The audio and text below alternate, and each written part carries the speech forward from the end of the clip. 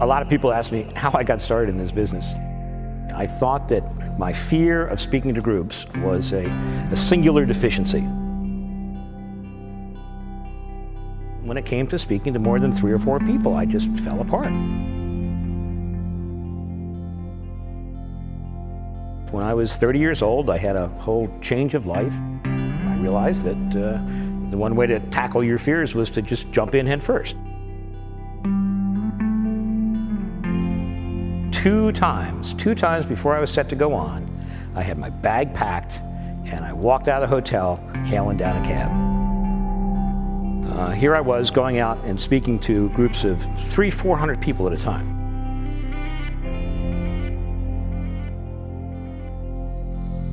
All I remember is the rivulets of sweat just pouring down my face. The 3rd day I said something came to me, it was sarcastic, and a bunch of people laughed. This isn't so bad. And by the end of the week, I was totally hooked. Once you have a taste of it and you realize that it's a good thing, it's something that you need to have. You need to get your fix over and over again.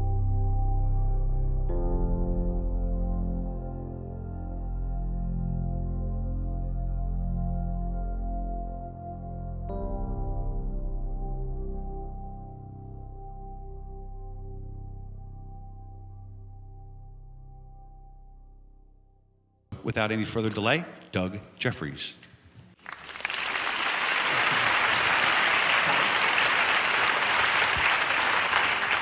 Thank you, Tim. Good evening. My name is Doug Jeffries, and I want to welcome you all to this 90-minute program on enhancing your presentation skills that we call Nail It. And I also want to warn you that after today, you're never going to be able to look at another presenter or be able to sit through another presentation in quite the same way. You're going to learn what it takes to actually make it work when you get up here and speak, and you're going to thus develop a very critical eye every time you see somebody get up here on the stage. You're going to notice whether they're doing it right or whether they're doing it wrong. You will know what 99% of business presenters don't know, and that is how to create effective knowledge transfer. And that's a good thing, because going forward, when you have to get up and give presentations, this sensitivity will be something that will be in the back of your mind all the time. You'll be asking yourself, am I doing it according to the rules or not? And with that sensitivity, you will be thinking about every time you get up here and do it. And the great thing about presentation skills is once you know what to do, once you know how to do it correctly, every single time you have the opportunity to get up and speak, you get a little bit better. The net effect is going to be that you're going to have audiences following you as they never have before. The very first time you put these techniques you're going to learn here today into effect, you're going to see an entirely different response from your audience. Presentation skills are a lifelong skill-building endeavor. And the more opportunities you have to speak, if you start out the right way, the more opportunities you have to get a little bit better. We're going to show you here tonight that most of the behaviors that people engage in when they get up in front of the room tend to be counterproductive both for them as a presenter and counterproductive for the audience. Most of the way that people do speak come from behaviors that we've been practicing since a very early age. We say that 99% of all presenters engage in the same behaviors. And the reality is those are behaviors that we were taught. Most of us taught from a young age. And our reaction to those behaviors, our negative reactions, have been building up and building up. And it's because we've engaged in certain actions. Again, the great thing about this program is we don't ask people to change their belief systems. We don't say, well, when you get up there, you got to feel this way. We tell you it's simple. Do this, your body and the audience will respond like this.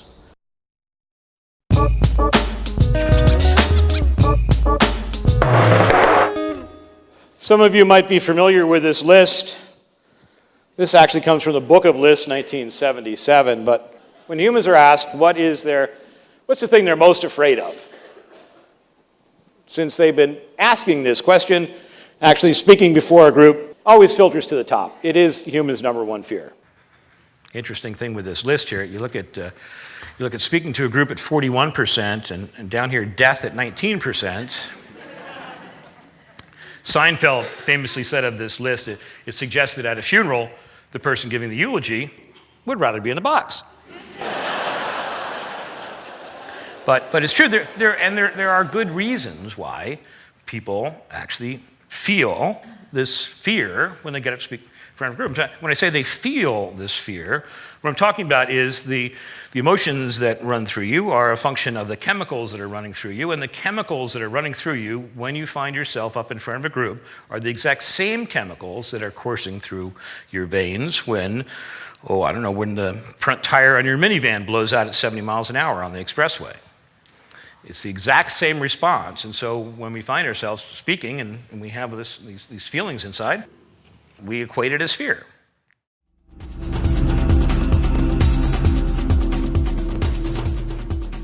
And like a lot of things that require 3 elements, it requires all 3. If you only do 2 out of 3, you don't quite make it. First thing is you have to have something to say. But more than having something to say, you need to have something to say that is of meaning to your audience. Your presentation has to contain worthwhile enough content that has enough in it for your audience members to get them to sit through it. When I say in it for that, you always have to be thinking when you put together a presentation. You always have to be asking yourself. In fact, actually what you have to do is you have to get off the stage and get back in the audience, look up at the screen and ask yourself, if I were a person of the audience, is there really something in it for me? Because unfortunately, the old WIIFM, what's in it for me, is the only thing that audiences are ever listening to. And anything you put into your presentation that does not relate to the audience, that does not give them a benefit or benefit they perceive, they're not going to be tuned in. So you have to have content. Then what you have to do is you have to put it together. You have to put this content together into a design, a format, that actually allows every member of the audience to follow your arguments every step of the way. If we're talking about PowerPoint, which is pretty ubiquitous in corporate America today, if we're talking about PowerPoint, your design has to allow for a flow of information in such a way that every member of the audience, every individual member of the audience is on the same page and on the same wavelength as you every step of the way. Now, the interesting thing is that if you have something worth saying and you're able to put it together in a proper design, then the last part here, delivery, the part that gives most people the most anxiety, actually isn't all that difficult. A lot of people have a hard time believing that, but what you're going to see is an entirely new approach to putting together presentations and delivering them to your audience so that you end up actually not having to do a whole lot of work. In fact, this is what we do all week long, is we have classes where we show people that, okay, first of all, you have to learn some of the rules of what you do when you're up in front of a group, how you address people, what you do with your body, what you do with your voice and your eyes, but none of that really counts for anything unless you can deliver a presentation that is designed to allow you to do it properly. So again, all 3, like going out to a fancy restaurant. You've got to have food, it's got to have service, it's got to have atmosphere, and if you're missing any one of the 3, you're missing a great experience. Presentations work the same way.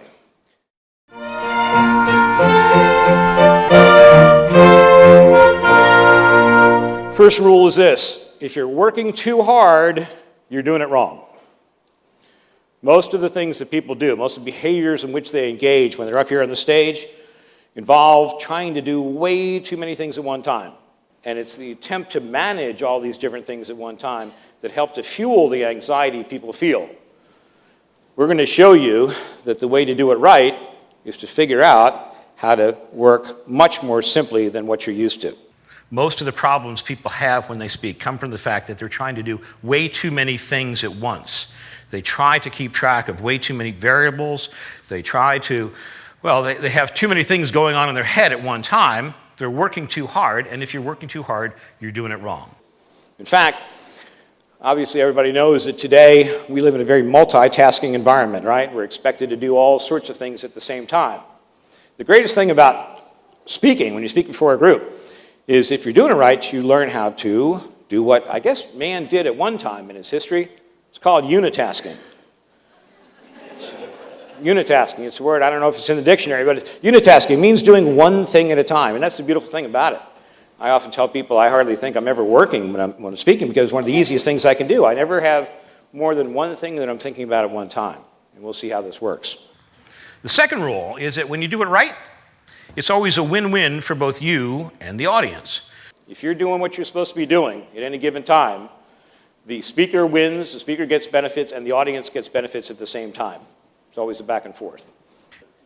Finally, the third rule is probably the most difficult one for people to actually engage in practice. But it's probably the most important too. And that is this: people only start listening when you stop talking. See, most people think that getting up in front of a group is all about opening their mouth and impressing the audience with the breadth and depth of their knowledge.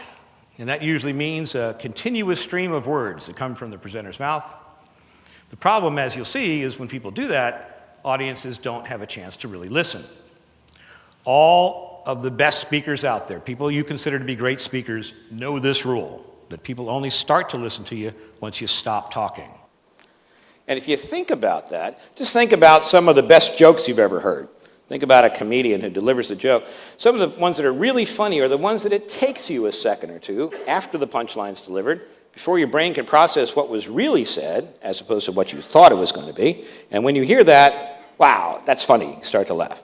People only start to listen after you stop talking.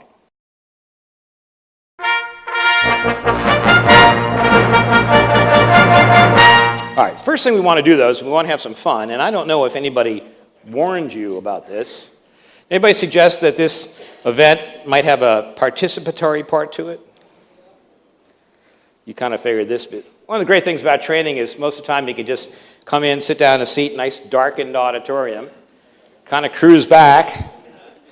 Nobody really knows who you are because you're part of a big group, and you can just kind of, put forth as much energy into picking up what's going on as you want to. We need 6 people who are willing to just come up and simply tell us their name, tell us what they do for a living, and tell us why they hate speaking in public. How's that? We'll ask you to speak for maybe, 20 seconds. Sir, please. Thank you. We got two. Yes, sir? Do we have anybody of, yes, the female persuasion. Great. 6 people 1, 2, whose 3, mama 4. has You just never kind of told line them up here. I'll never ask you to volunteer, right? stand by the podium. 1, 2, 3. Come on, we need 2 more. 2 more people. Sir, please. Yeah. We'll just get you out of the spotlight. And we got 5 people. That's good enough. We got 5. No, I say without further ado, step right up. Hello, everyone. My name is Kathleen Otto, and I work in a really exciting field of the life sciences. I have a Shockley business, and I also teach Philadelphia. health and wellness for New Immaculata Jersey University. area. I have been working for a My name medical is company Christy for about Terpstra, 12 and I'm years. from the South Central. I live Everybody, outside my of name is Keith Houston, and I'm Spencer. an ASC. I'm a director for software quality assurance company based in Plymouth Meeting. The reason I'm here is because I do realize that public Round of speaking applause to is all these people who did what you wouldn't all do, which is come down here. Thanks a lot. Thank you very much. What I want you to do as we go through these, try to count the number of seconds that anybody here maintains eye contact in any one spot. Okay, let's try this. 1 and 1 and 1 and 1 and 1 and 1 and 2 and 1 and 2 and 3 and 1 and 2, 1 and 1, 1 and 1 and 1. Okay, very good. All right, 1 and 1 and 1 and 1 and 1 and 2 and 1 and can't see, but are you starting to see a pattern here? You starting to see a pattern in how long most people maintain eye contact when speaking to groups. 1 and, well, thank you very much, all of you who contributed. Give yourselves a hand. Go.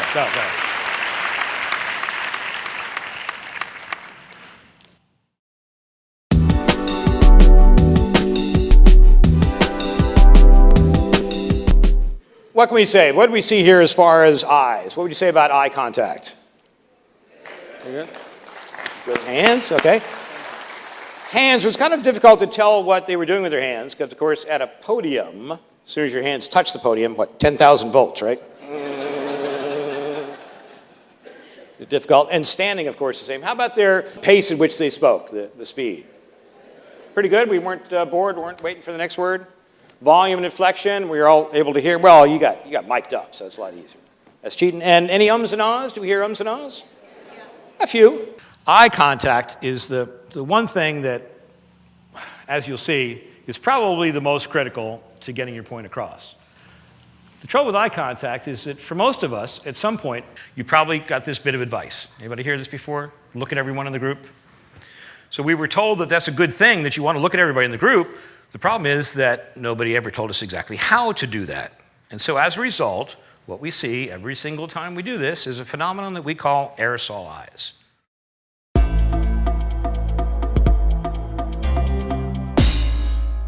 And it kind of looks like this. Speaker's up in front of the room, and that's what people do. They get up, and knowing that it's a good thing to look at everyone in the audience, they tend to spray the audience with their vision. Well, sometimes when we speak, we tend to look down the whole time like this, hoping there's notes on the podium or the floor. Sometimes when we speak, we look up like this, hoping we'll find divine inspiration. But for the most part, people tend to do just this, spray the audience with their vision, never holding eye contact for more than a second at a time. And you understand that that causes a few problems. When you're in a situation in front of a group like this, what your brain instantly knows is, uh-oh, I got a problem. The problem is there's only one of me and there's a whole bunch of them. It's a classic case of one against many. And every time the brain determines that it's in a situation where there's one against many, the fight or flight sequence kicks in. And when that happens, the center of our brain called the hypothalamus, which is geared into the optic nerve and to the olfactory senses, it's always monitoring our hearing. It's monitoring the entire environment. In fact, the hypothalamus actually regulates all functions of the body, but one of the functions it regulates is how equipped the body is to deal with things like threats. And so when it finds itself threatened, what it does is sends a bunch of hormones down to the pituitary gland at the base of your skull, and then pituitary sends a bunch of hormones down to the adrenal glands, right up here above your kidneys, and what do you suppose the adrenal glands kick out? Right, adrenaline. And here's what adrenaline does. First thing it does is it gets your heart beating a lot faster. Second thing it does is it increases the force of your heart constrictions, the thump, thump, thump, thump, thump, thump, because it's trying to pump as much as it can. So faster beating heart, beating more, squeezing harder. So the whole idea here is to try to get as much blood flow to both the muscles, ones that can help you fight or flee, and also to those parts of the brain that control those muscles, the motor sections of the brain. The unfortunate part there is, where do you suppose it gets that blood from? Oh, that's right, those other parts like the cerebral cortex, places where you think. It drains it from there to get to the motor sections. And then finally, adrenaline ups your metabolism so that it can help metabolize glucose. It gets glucose in your blood sugar, turns to glycogen, the form that the cells can use, because it's trying to get as much energy as possible, right?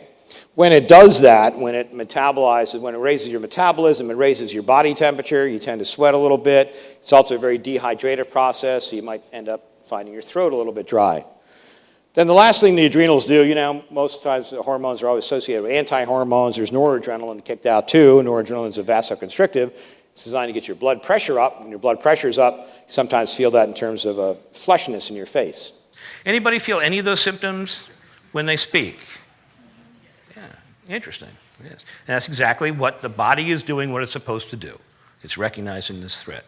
Now, the really interesting thing about this, though, is, has anybody ever felt those symptoms? Well, let me ask the people who are up here, who are kind enough to sacrifice themselves for you. Did you feel any of those symptoms before you started talking, even, knowing that your turn was coming?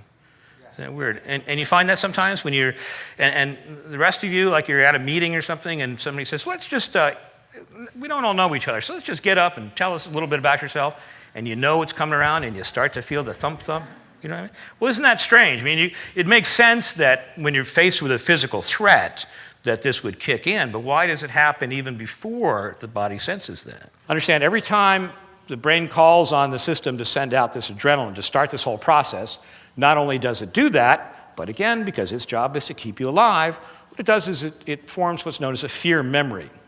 Every time the processes start, files away a little thing called a fear memory. And the purpose of the fear memory is to give you a head start. So the first time you're walking through the savannah, you come around a turn, there's a saber-toothed tiger, jumps out in front of you. You go, and run away. The next time you're walking through the savannah, your brain hears the rustle of the leaves that it remembers happened just before the saber-toothed tiger jumped out last time. And because of this fear memory that was created, it starts the process even before you're presented with a stimuli. The fear memory gives you a head start and keeps you alive. If we could look into the eyes of a speaker, if we could see what it looks like to be from here looking at an audience, and of course we have this technology at Public Speaking Skills, we keep track of the anxiety over on the left-hand side here, and over on the right-hand side, we're counting the number of seconds that the speaker's vision is ever held in any one spot. And if you look through the viewfinder here, this is exactly what a speaker sees. Every time it looks around, what it's doing, every time it sees a new image, it's picking up the color of your clothes, the look in your eyes, the hunch of your shoulders, the countenance. It's trying to decide, is this person going to jump across their seat, come out and try to kill me, eat me? Do I have to? And pretty soon, every time it does that, pretty soon, again, we get into this visual overstimulation. We just get too much. Every single time we move, your brain unfortunately takes in everything we see and is constantly doing this threat calculation. What's the problem here? Well, first of all, we have a problem in the fact that when you get up here and speak and do the RSLI thing, you send a message to audiences. In fact, most business presenters have trained audiences to feel that it's okay to step back once from the whole presentation process. I mean, if I were to get up here and say, hi, ladies and gentlemen, good evening. My name is Doug Jeffries, and I want to thank you all for coming here tonight. And for the next 85 minutes or so, what you'll notice is I will never look any one of you directly in the eye. In fact, to me, you're not even really people. You're just this one big amorphous blob, and that's what we do. We give audiences permission that it's okay to feel this lack of connection because they can't possibly feel connected when there's never any real meaningful contact. The other thing is that when people get up and speak and they start engaging in behaviors that pump up the anxiety, the audience never sees the speaker, never sees quite the level of that anxiety that the speaker might herself feel, but it still emanates to some degree. Anything that you do which projects a concept of nervousness, lack of comfort on your part, does exactly the wrong thing you want when you're trying to impart people with new information. You're all familiar with Maslow's hierarchy of needs, which applies to societies, really. But it's the same basic principle, is that, unfortunately, reality is that for every one of you out here, the most important thing on your mind are your basic comforts. And you know this to be true, right? Sitting in the audience, if you're cold, if you're hot, you're thinking about that. If the program's been going on too long and you're hungry or you're thirsty, you're thinking about that. If your bladder's full, that's number one priority. Number one priority is, when is this going to be over so I can hit the restroom, correct? And that's what happens. So anything you do to make an audience feel uncomfortable gets them thinking about something other than your program. And if you want to achieve true knowledge transfer, which is what a presentation is supposed to be all about, again, you, the speaker, and every individual in the audience have to be on the same page, on the same wavelength every step of the way. You can't give them any reason to be thinking of things other than your message. In Western civilization, what do we typically connect with looking people in the eye? What message does it send when we look people in the eye? Trust, yes, thank you. Tell them the truth.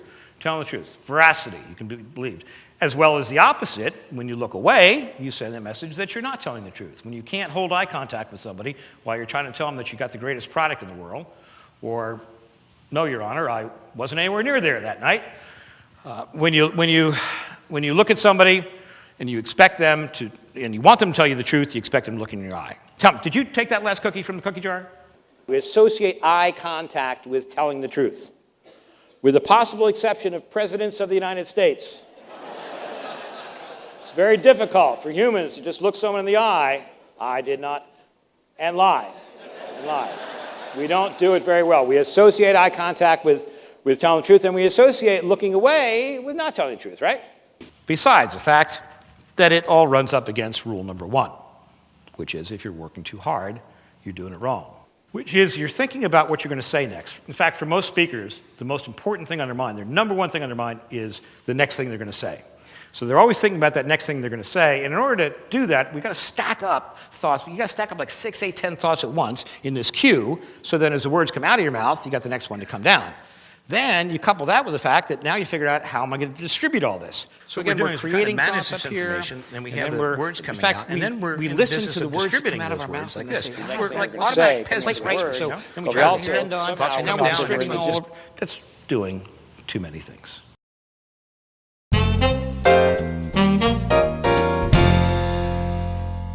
Solution we call lock, talk, and pause.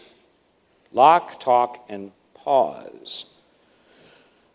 And it looks like this. Instead of aerosol eyes, it involves the speaker actually engaging individuals in the audience. It actually involves the speaker having eye contact with individuals in the audience as he or she delivers the thoughts that she wants to say. It involves locking eyes with one person. You're never talking to a group of people. You're only ever talking to people in a group.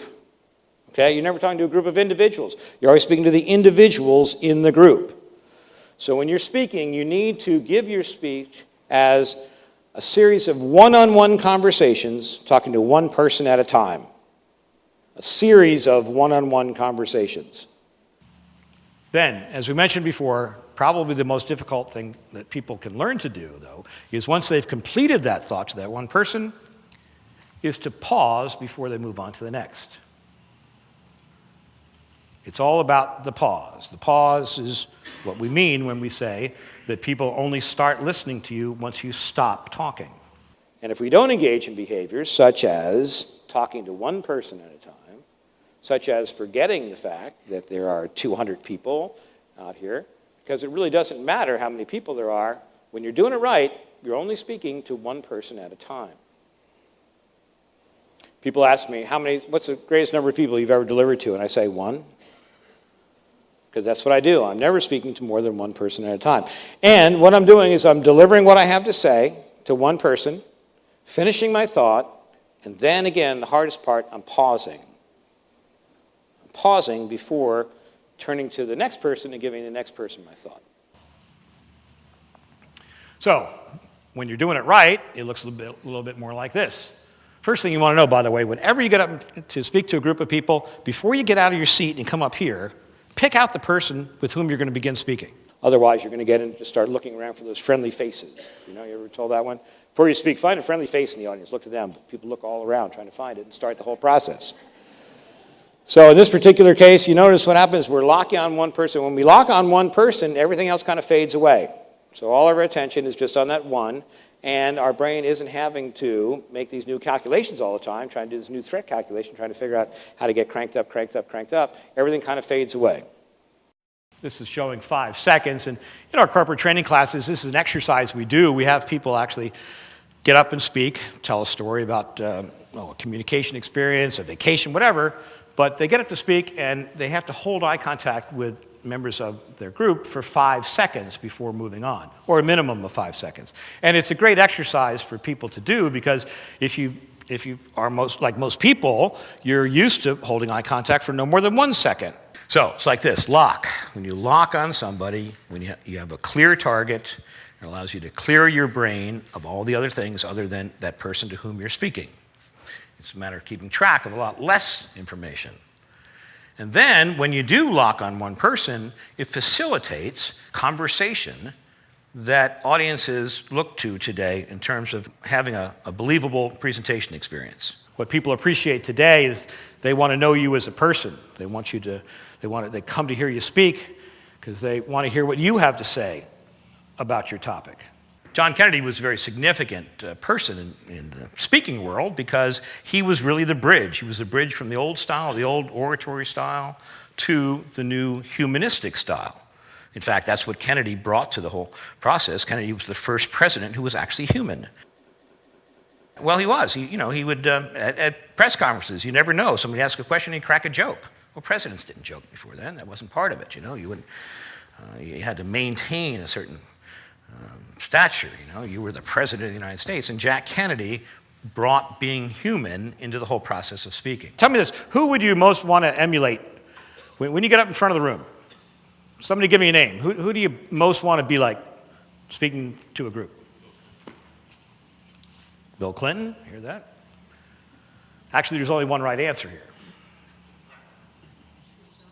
Yourself. Our method is different from what most people have heard elsewhere because it focuses on one thing, and that is on simply being you.